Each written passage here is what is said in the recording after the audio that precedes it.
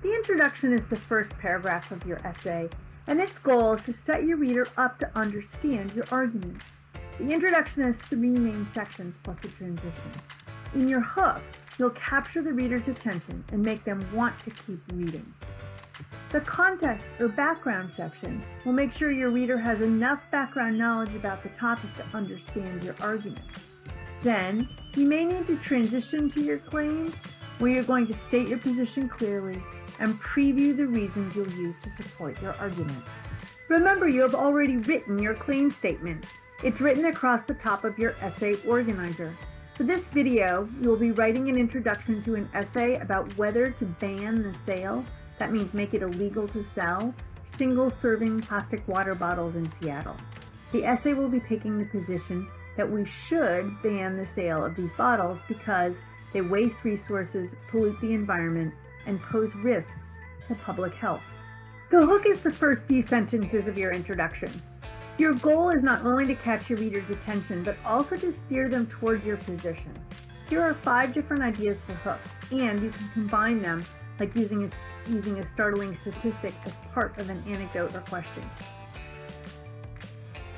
First, you can use a surprising or startling statistic or an interesting fact. I'm using facts that would shock my audience, I think. 50 billion, that's how many plastic water bottles Americans buy per year.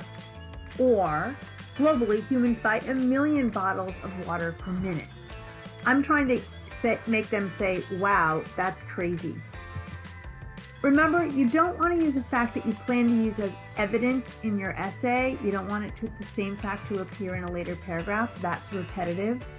Also, you don't need to cite a source in the introduction because you're not using this fact as proof for your argument. You're only using it to hook your reader's interest.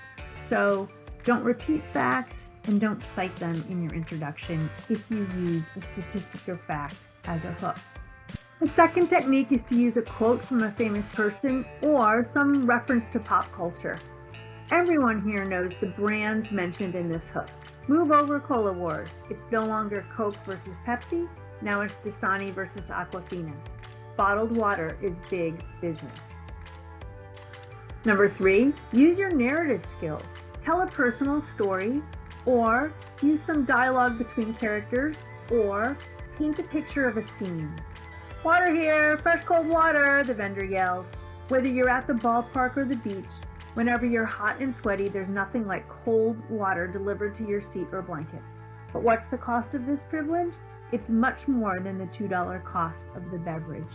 Again, I want to slant my reader to the direction that I'm going, so even though cold water seems attractive, I'm ending on a note which shows that I'm against water bottles. Now it's your turn. In your notebook, use one or more of these techniques to jot down a couple of hooks for your introductory paragraph. When you've got a couple written down, resume the video for a couple more techniques.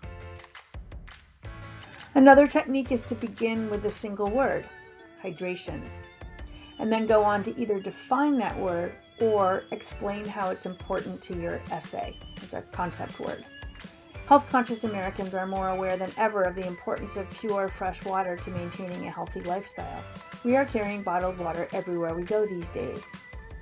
It's important to note, what kind of idea am I getting about this? Is this going to be a pro-bottled water essay or an essay in favor of banning water bottles? Your hook needs to match the position you're taking in your paper. The last on our list is to ask an intriguing question. Something that makes you curious or makes your reader think in a new way. Something like, would you pay $1.79 for something you could get for free? Again, you should expect your readers to answer in a way that's consistent with the side you're taking. You're expecting people here to say, no way, I wouldn't do that. You probably wouldn't ask this question to start an essay if you're in favor of keeping water bottles. This one signals that you're likely to be against them. Finally, for any of these, remember you shouldn't use any fact or statistic or quote that you're going to use later in the essay as evidence. Save those for the body paragraphs. And because you're not using them as evidence here in your hook is just to get the reader's attention, you don't need to cite your sources. There shouldn't be any sources mentioned in your introduction at all. Pause here before you end the video. Write a couple more hooks in your notebook for your essay. Try the last two techniques, or combine some of the techniques, like working a startling statistic into your intriguing question. When you're done with 2 hooks in your notebook, go back to the Schoology page and watch the next video. You're ready to move on to the next part of the introduction.